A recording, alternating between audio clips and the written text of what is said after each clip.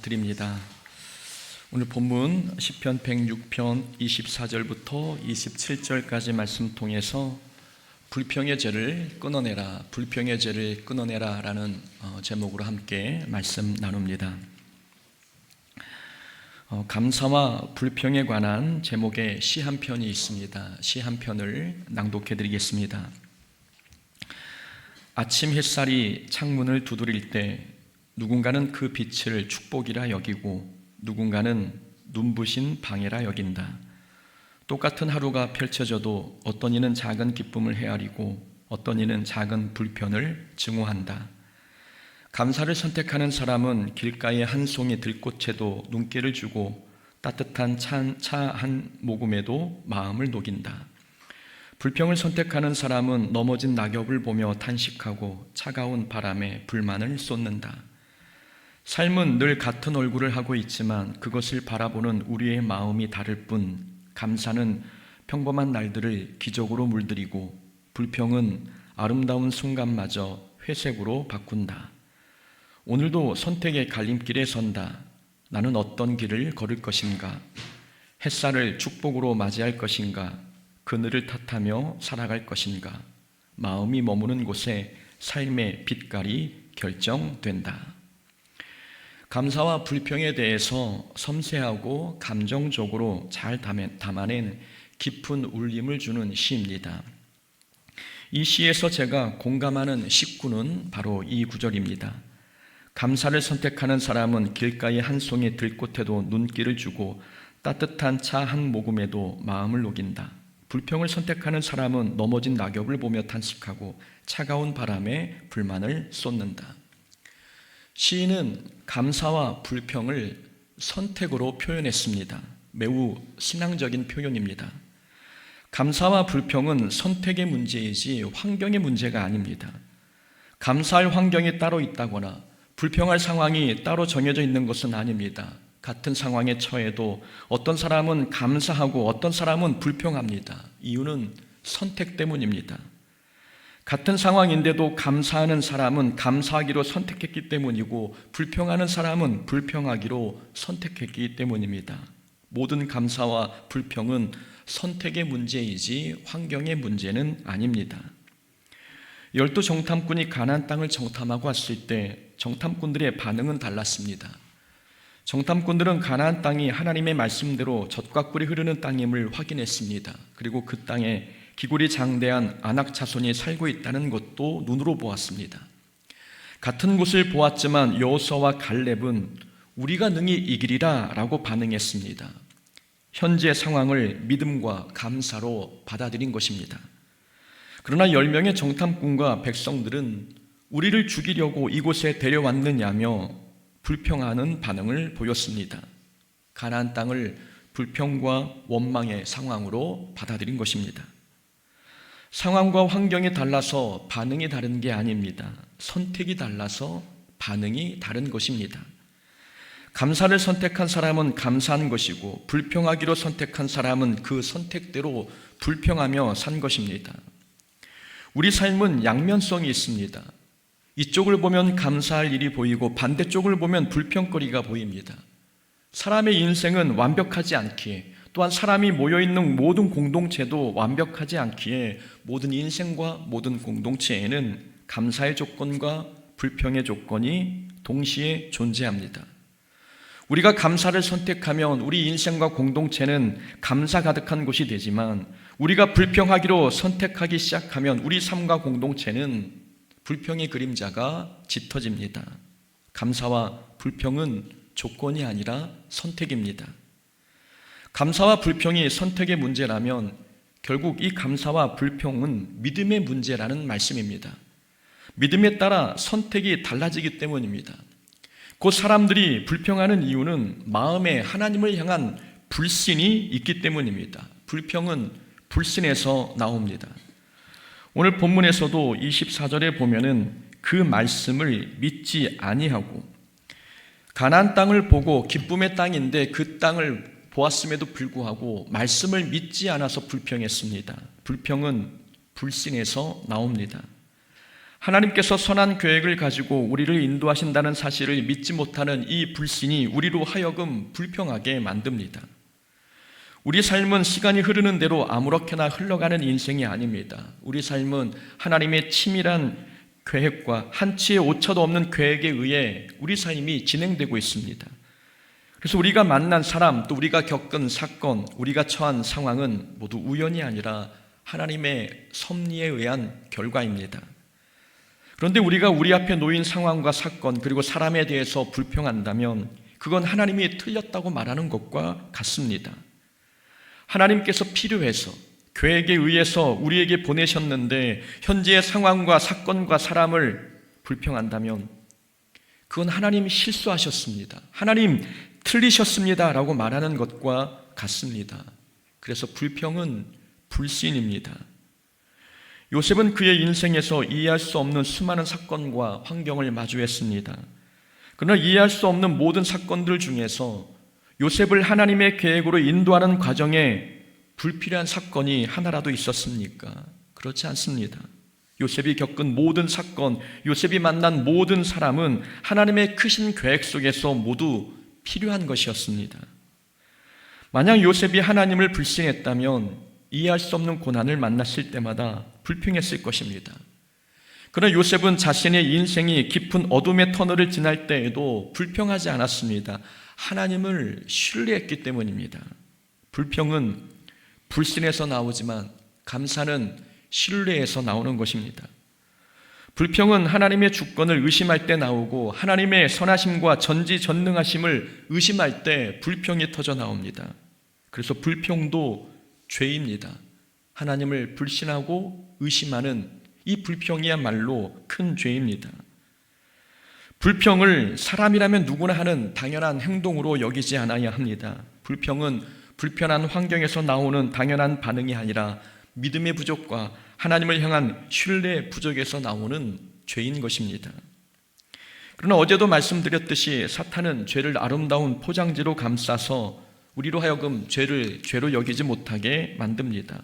비판의 죄, 시기 질투의 죄도 아름다운 포장지로 포장해서 이 비판과 시기의 죄가 죄가 아닌 것처럼 느끼게 했습니다.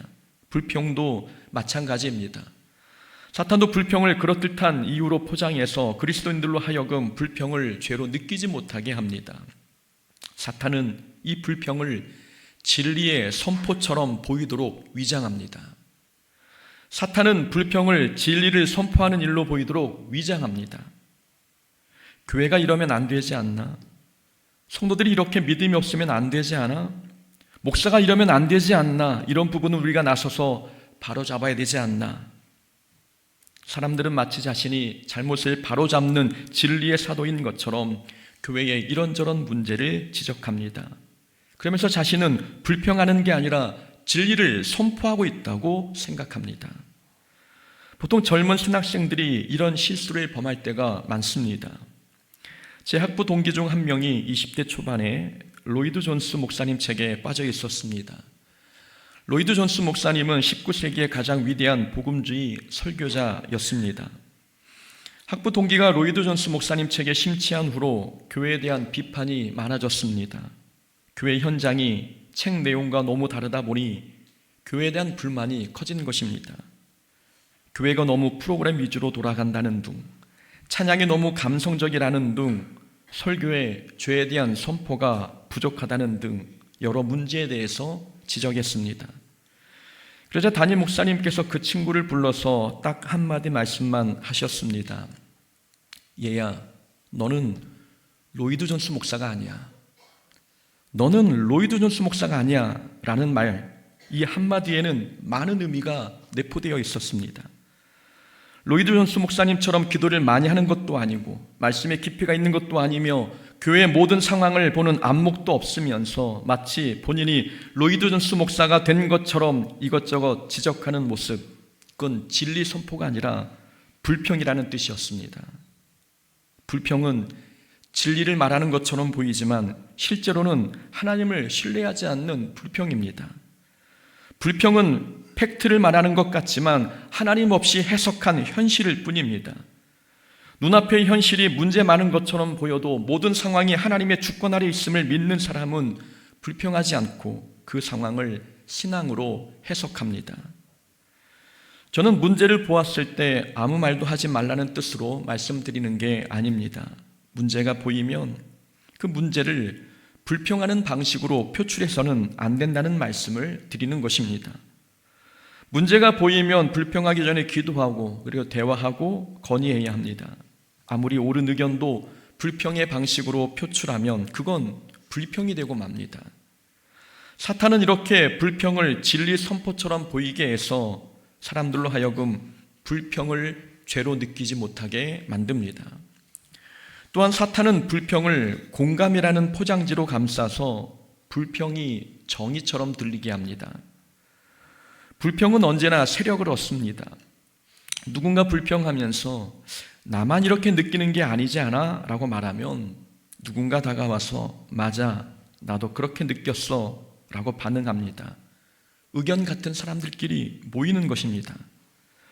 불평이 세력을 얻으면 불평은 더 이상 불평이 아니라 정의로운 소리로 둔갑합니다. 사탄이 불평을 공감이라는 포장지로 감싼 것입니다.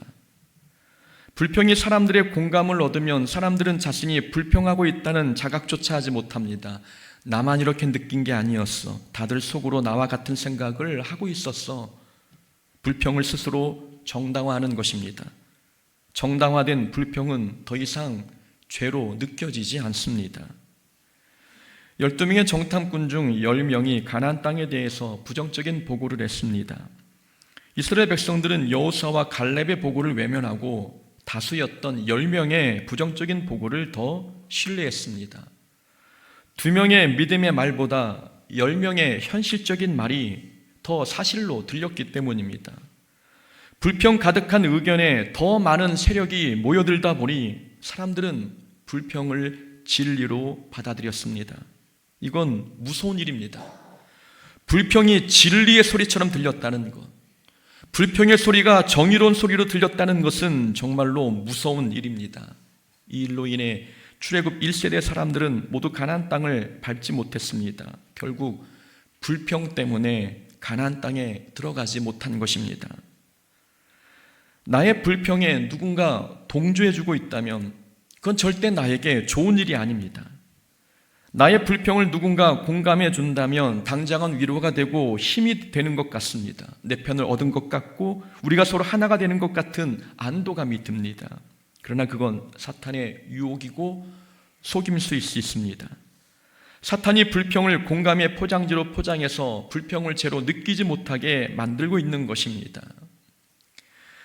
이렇게 우리가 불평을 죄로 느끼지 못하는 이유는 사탄이 불평을 진리의 선포로 보이게 하고 공감의 포장지로 감쌌기 때문입니다. 불평이 이렇게 아무리 친숙한 모습으로 우리에게 다가와도 불평은 무서운 죄입니다. 성경은 불평은 반드시 그 결과를 낳는다고 우리에게 가르쳐주고 있지 않습니까? 말씀드린 것처럼 출애굽 1세대들이 가나안 땅을 밟지 못하게 한 주범은 불평이었습니다. 오늘 본문에서도 25절과 26절과 27절에 보면은 그들이 광야에 엎드러지게 될 것이라 말씀하고 계시고 27절에서는 그 후손들은 뭇 백성 중에 엎드러뜨리며 여러 나라로 흩어지게 될 것이라고 말씀하셨습니다. 온 민족이 불평 하나 때문에 뿔뿔이 흩어지게 된다고 말씀합니다. 고린도전서 10장 10절에서도 바울은 말하기를 원망하다가 멸망한 자들처럼 되지 말라고 경고하고 있습니다. 원망이, 불평이 멸망의 단초가 될 수 있다는 말씀입니다. 이스라엘 백성이 불뱀에 물린 것도 불평 때문이었고 갈라진 땅이 고라 자손을 삼킨 것도 불평 때문이었습니다. 불평이 무서운 심판으로 이어졌다는 것은 불평이 우리에게 무서운 죄임을 가르쳐주고 있는 확실한 증거입니다. 그렇다면 우리는 이 불평의 죄를 끊으려면 어떻게 해야 되겠습니까? 우리는 불평의 죄를 끊기 위해서 세 가지를 기억해야 합니다. 첫 번째는 우리는 자족해야 합니다. 불평은 자족하지 못하는 마음에서 나옵니다. 지금 가진 것에 감사하지 못하고 지금 처한 상황에서 만족하지 못할 때 우리 마음속에서는 불평이 끊임없이 올라옵니다. 그래서 불평을 불평의 죄를 끊으려면 자족해야 합니다. 그러나 만족과 자족은 다릅니다. 만족은 무엇인가 가득 차야 느끼는 감정입니다. 그래서 만족은 환경이 주는 감정입니다. 그러나 자족은 환경에 상관없이 내가 스스로 만족하기로 결심한 감정입니다. 자족은 환경이 주는 감정이 아니라 믿음에서 나온 결단인 것입니다. 그리스도인들은 자족하는 사람입니다. 삶이 풍족하든 부족하든 그리스도인은 환경 조건 상관없이 자족하며 사는 자들입니다.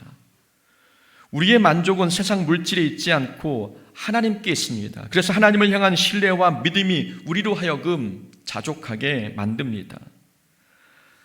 바울도 내가 궁핍함으로 말하는 것이 아니니라 어떠한 형편이든지 나는 자족하기를 배웠노니라고 고백했습니다. 바울이 자족하기로 결심한 장소는 감옥이었습니다. 바울이 처한 환경은 결코 만족하기 어려운 상황이었지만 바울은 그곳에서 자족을 결심했고 그래서 능력 주시는 자 안에서 모든 것을 할 수 있다고 고백했습니다.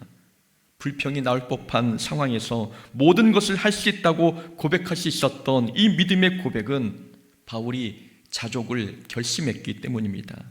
자족이 불평을 물리친 것입니다. 다윗도 고백하기를 여호와는 나의 목자시니 내게 부족함이 없다고 고백했습니다. 이 고백도 자족을 의미합니다. 다윗의 인생에는 늘 푸른 초장과 실만한 물가만 있었던 게 아닙니다. 다윗은 사망의 음침한 골짜기를 다닌 적도 훨씬 더 많았습니다. 늘 좋은 것만 있었던 환경은 아니었지만 다윗은 자기 인생이 부족함 없는 인생이라고 고백했습니다. 이유는 전능하신 하나님께서 자신의 목자가 되어주셨기 때문입니다. 환경이 풍족해서 부족함이 없었던 게 아니라 하나님께서 목자가 되어주시니 부족함이 없었던 것입니다. 이 고백은 하나님만으로 만족해하고 하나님 안에서 자족을 결심한 모습입니다. 자족하는 마음에는 불평이 자라지 않습니다. 그러나 자족은 저절로 되는 게 아니라 훈련해야 합니다. 바울도 말하기를 자족하기를 배웠다고 고백했습니다. 자족을 배웠다는 것은 저절로 된 게 아니라 훈련하고 연단을 통해 얻었다는 것입니다. 자족은 가만히 있으면 생기는 게 아니라 훈련해야 합니다. 자족을 훈련하려면 비교의식부터 버려야 합니다. 자족을 무너뜨리는 가장 큰 방해물은 비교의식입니다. 비교는 늘 부족함을 느끼게 하고 나보다 더 많이 가진 사람을 바라보게 만듭니다. 그러면 불평만 자랍니다. 그러나 시선을 사람에게서 거두고 하나님께 집중하면 나는 하나님 안에서 충분하다는 믿음의 고백이 생깁니다. 자족은 환경이 아니라 하나님을 바라볼 때 생기기 때문입니다. 환경만 보면 자족은 어렵습니다. 남과 나를 비교하면 만족은 멀어집니다. 그러나 하나님을 바라보면 지금 있는 곳에 충분히 감사할 수 있고 지금의 형편 속에서도 평안할 수 있습니다. 사람의 욕심은 끝이 없다는 것 우리는 알고 있지 않습니까? 아무리 많이 가져도 사람의 욕심은 채워지지 않습니다. 그래서 사람은 만족하는 존재가 되기는 어렵지만 자족하는 사람은 될 수 있습니다. 우리가 환경과 형편이 어떠하든 자족하기로 결심할 때 우리는 불평의 죄에서 벗어날 수 있습니다. 두 번째로 불평의 죄를 끊으려면 감사해야 합니다. 불평은 입을 굳게 닫고 참는다고 끊어지는 게 아닙니다. 불평은 우리가 적극적으로 감사를 표현할 때 떠나갑니다.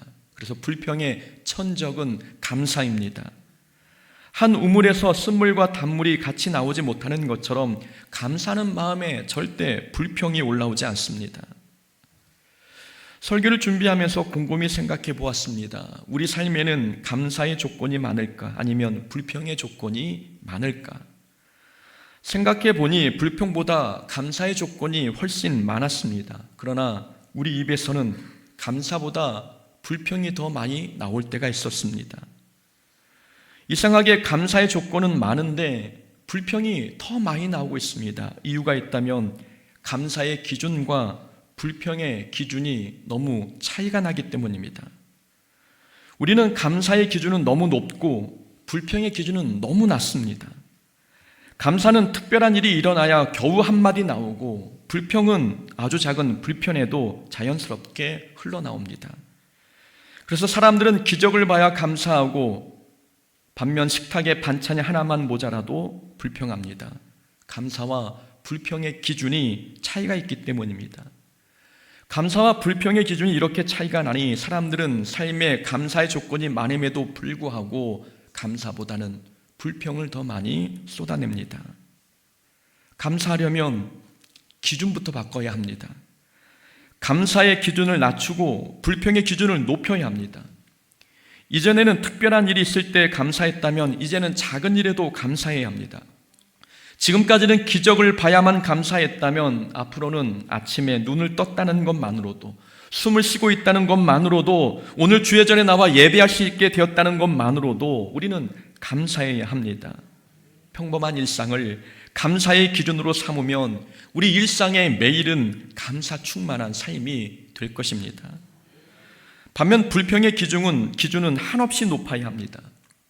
이전에는 작은 불편에도 불평이 나왔다면 이제는 불평이 나올 때마다 이 정도는 감사해야 할 상황이 아닌가, 이게 하나님 은혜가 아닌가, 이건 감사해야 될 조건이 아닌가 라고 반응해야 합니다. 불평의 조건을 한없이 높여야 되는 것입니다. 이스라엘 백성은 감사의 기준이 높았고 불평의 기준이 낮았습니다. 그러니 기적의 음식인 만나를 먹으면서도 불평했습니다.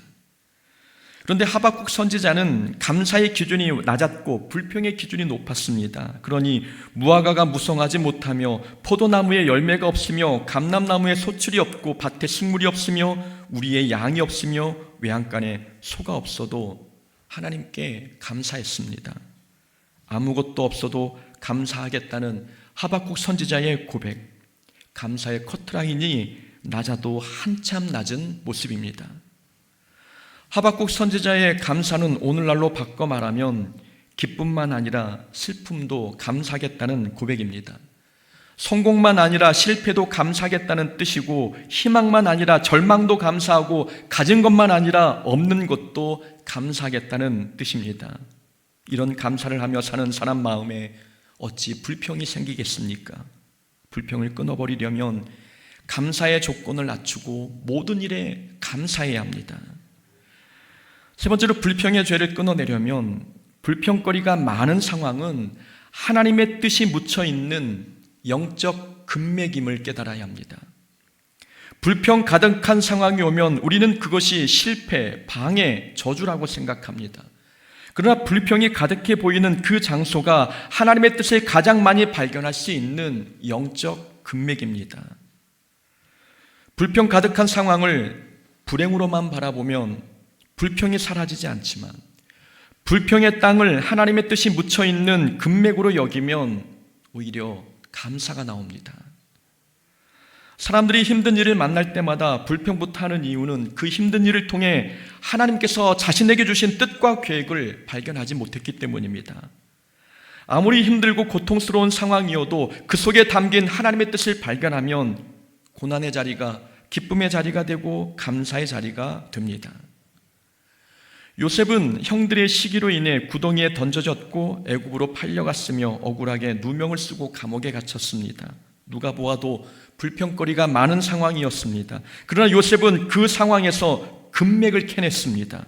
하나님이 생명을 구원하시려고 나를 먼저 보내셨나이다. 하나님이 생명을 구원하시려고 나를 먼저 보내셨나이다. 고통과 억울함이 가득한 땅에서 요셉은 자기를 향한 하나님의 계획을 발견했습니다. 하나님의 뜻을 발견하고 보니 자신이 처했던 모든 환경은 불평할 상황이 아니라 오히려 하나님께 영광과 찬송을 올려드릴 상황이었습니다. 요셉의 모든 고난은 하나님의 뜻을 발견하는 영적인 금맥이었던 것입니다. 가장 위대한 금맥은 예수님의 십자가입니다.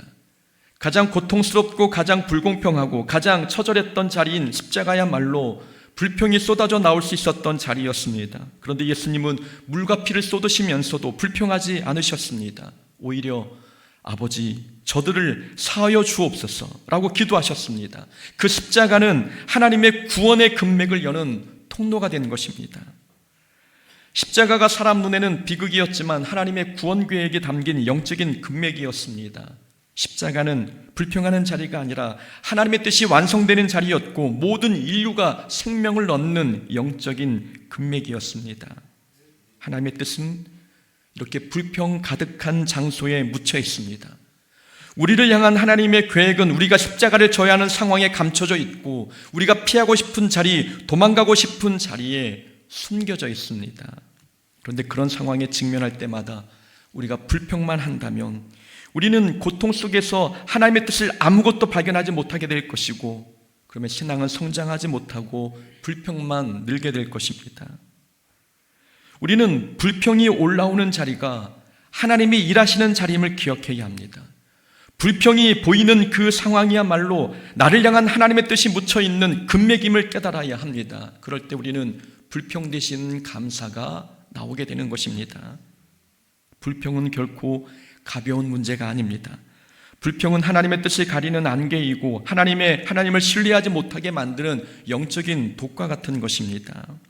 우리는 그래서 오늘 결단해야 합니다. 더 이상 불평에 끌려다니지 않기로 결단해야 합니다. 불평의 감정에 지배당하지 않기로, 그리고 불평이 올라올 때마다 믿음으로 꺾고 감사로 바꾸기로 결단해야 합니다. 불평이 올라온다면 이렇게 고백하십시오. 하나님, 이 상황에서도 주의 뜻이 있는 줄 믿습니다. 이 상황에 나는 이해되지 않고 내게 힘겨워도 이 상황에 불평하기보다는 감사하게 하시고 자족하게 하시며 이 상황 속에 담겨있는 하나님의 뜻을 발견하게 하여 주옵소서 라고 우리는 기도해야 되는 것입니다. 이제 우리 입술에서 불평이 사라지고 감사의 노래가 회복되기를 원합니다.